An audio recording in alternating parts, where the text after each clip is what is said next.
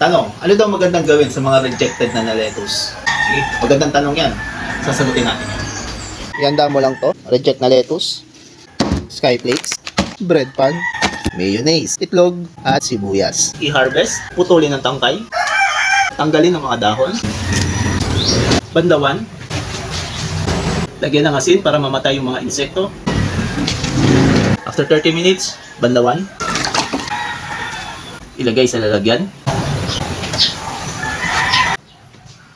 Skyflakes, durugin. Bread pan, buksan. Mayonnaise din, buhusan. Bread pan, mayonnaise, hard-boiled egg, sibuyas. Meron na tayong vegetable salad galing sa hindi na mabebentang lettuce. Oh, 1 minuto na yan. See you ulit next time.